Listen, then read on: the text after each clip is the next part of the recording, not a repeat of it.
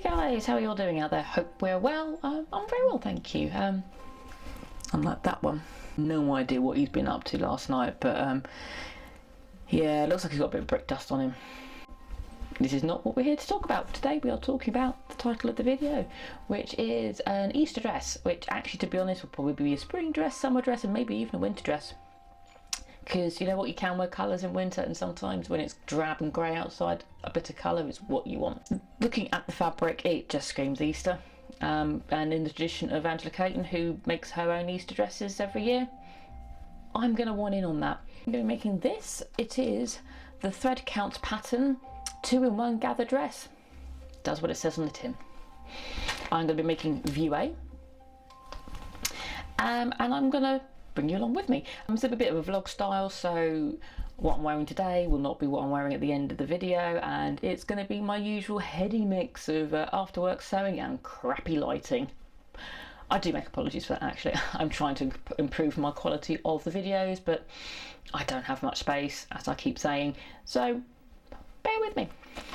But what I also want to try and do is I want to give this a bit of a pattern review as well.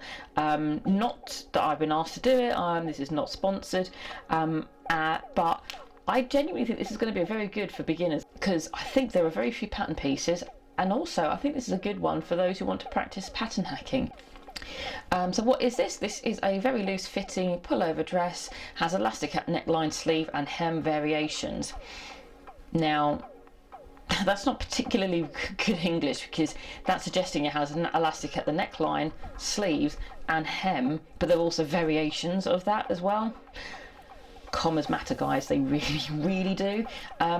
What I'm assuming this means is, I'm looking at the pattern, it has elastic at the neck and at the sleeve, but the hemline has a variation, which I think is basically just a way of saying short, long, they need elastic, naturally. It suggests here 6mm. It also gives you some fabric suggestions, so it's suggesting challis, crepe, gauze and cotton knits. So what again this is suggesting is stuff with stretch and light flowy fabrics. Not good for cotton. Possibly do a light, say a satin, crepe back satin. That could work.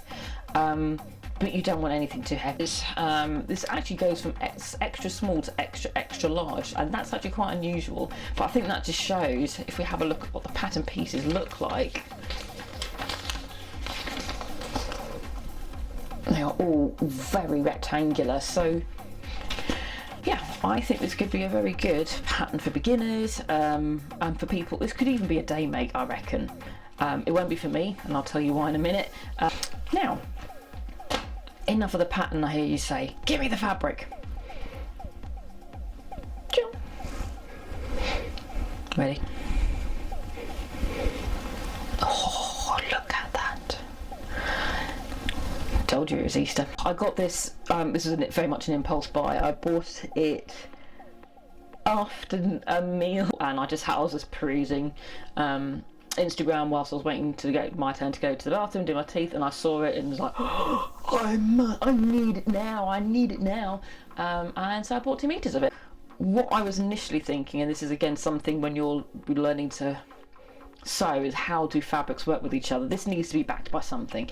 Now initially I thought maybe I've got a nice light, slightly dusky pink cotton rayon blend, and I thought that would be very good. It's not too close to my skin tone, so it wouldn't look like I'm wearing nothing underneath it, but I was thinking this needs to be a bit stretchy, and it's going to have to be a fabric that's going to stretch with it, and I don't know if that really would have worked, so I needed to go for something that's got a bit of stretch, and it is this. And to be honest, you won't really see much of the fabric, the grey fabric underneath it. It's just to make sure that, you know, nobody can see my bra and knickers. How am I going to do this? Well, I think I'm going to, once I've moved the waistline up, is sew the top half, so put the lace over the grey fabric, and basically flatline it. That is not necessarily going to be easy. I've got a horrible feeling that the feed dogs for the underbit is going to really push this fabric, and this fabric is going to slip at the same time, whilst this is just going to do its own thing. But that's only the top. Once I get to the second part, the skirt part, I'm probably going to do 2 separate skirts. I need to have my stretch sewing machine needle because that's slightly ball pointed, it doesn't pierce, it pushes the fabric aside, and I'm probably going to have to use a proper stretch stitch. Sometimes you can do stretch fabric with just a zigzag stitch, works fine, but I can see my future and this could be really difficult to sew if I don't watch this vlog, and we'll find out what happens. So that is my Easter dress plans. I have, as of today, about 2 weeks to get it done. That shouldn't be a problem, but who knows? Who knows? So, let's see you on the other side. Guys, from behind the camera, just thought I'd pick up a few couple of bits. It's the same day as the introduction section of this vlog. I just thought I'd do a bit more around some of the details I didn't quite cover. Yeah, we've got measurements given in meters, so this is how much in terms of meterage you need for the fabric depending on the size you've got. 15 or 152. There are variations in between, so the fabric that I've got, which sadly is already sold out, that's how popular it was, so none of that fabric, glad I ordered it when I did, is 140 centimetres, so where does that leave me? But these are always quite useful as indicators, but that's all they are, indicators. Now this is more interesting and more important, is the finished item, how wide is it going to be? So like I said, this one's from extra small to XXL, which is really good. And you can see here, so the final garment width, main width will be 107 centimetres, 112, 121, 131, 141, 151. So basically, I can choose whichever one I want. I think is going to fit the best. And as you can see here, so back length from base of neck. So this is how long it's going to be. Necessarily stick to this. So the longest, extra large, is just under a metre from nape to base of, from base of neck to the end of the garment. Now I think you can hack this quite neatly. So I'm going to measure myself and find out where I feel I'm fit in. This is not very fitted either. So long as I take that into consideration and don't make it too narrow across the hips, I think I'm going to be okay. I'm going to cut it out and maybe start on trying to fit the bodice together. Wish me luck.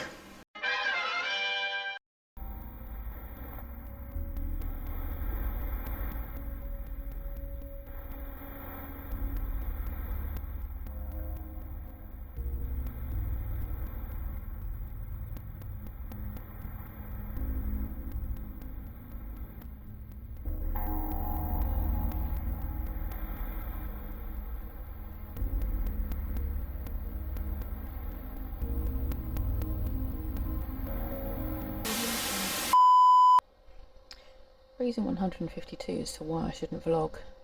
It's a mess. It's all over the shop. I've got sped up scenes, I've got slow motion sewing, I've got really out of focus stuff. I don't know what I'm doing. I can't even make a good cup of tea at the moment. I've just made myself a terrible cup of tea, so sad times. Anyway, what will follow will be not good, but anyway, the reveal will be coming soon. I've finished my dress. Yay, that's something good. Otherwise, yeah, sorry guys, forgive me.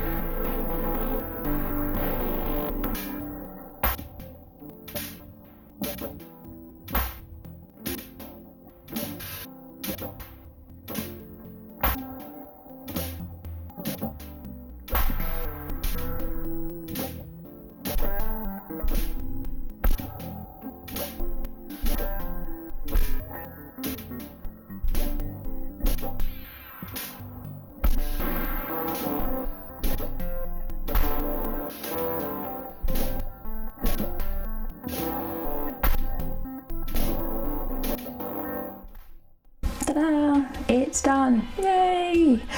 Whew, blimey, this has not been an easy process, but not for the reasons you might think.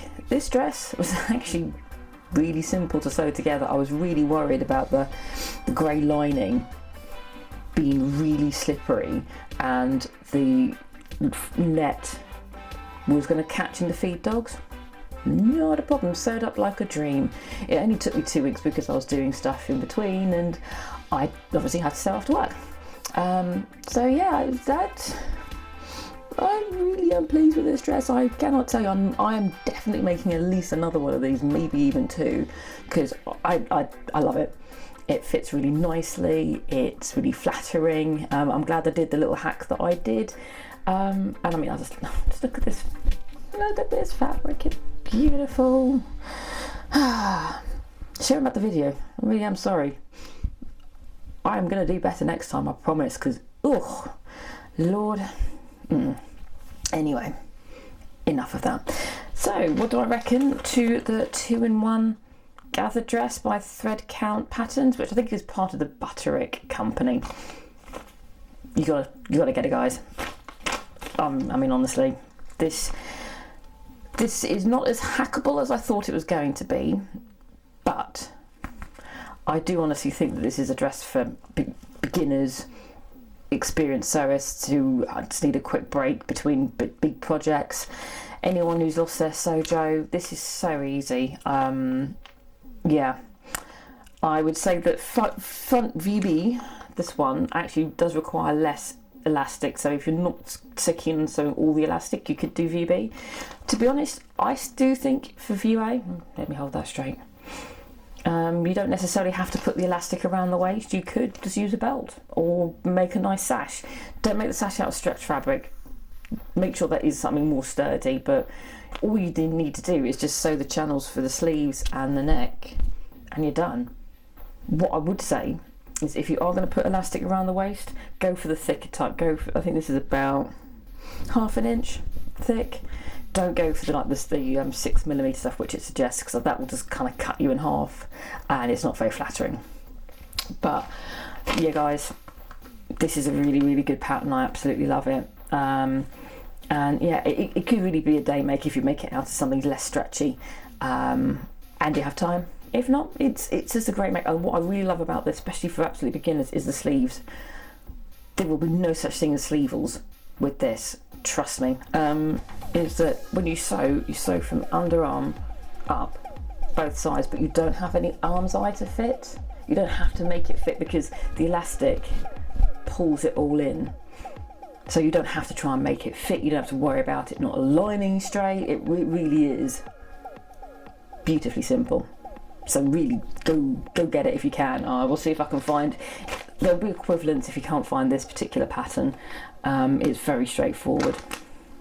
I did this in, yeah, I've got about 1/4 meter left, if that.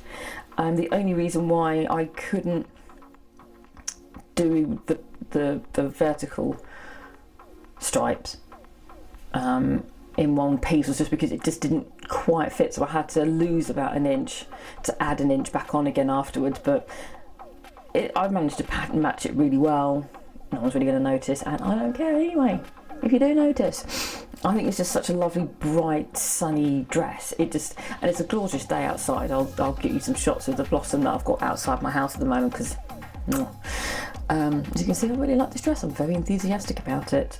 It's very easy. You know, that's made me think this type of dress. Nah, you wouldn't be interested in that. Anyway, guys, thank you for sticking with me in this rather mess of a video. Apologies, I will do better next time. And yeah, just go for it. The instructions are reasonably simple to follow. I think I really don't follow instructions. I'm so used to self-drafting where you have no instructions. Sewing for me is just very instinctive, and that means that I can't really follow the instructions. But what I did have a look at, I would say they're straightforward for the beginners. The channels are probably the most fiddliest of things, and then trying to sew the elastic through may be a bit difficult, but it really isn't that hard. So beginners, go for it. And like I said, anybody who's lost their sojo, go for it, because it's just so simple. It will really get you back into it.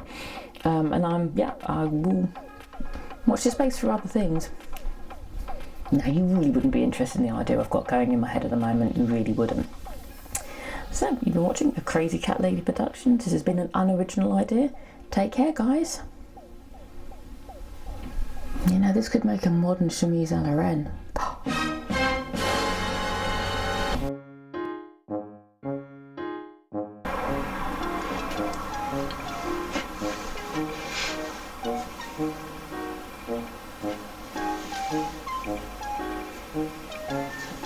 Yes. Oh, right. Oh, okay. Oh. Then what? No. I am listening.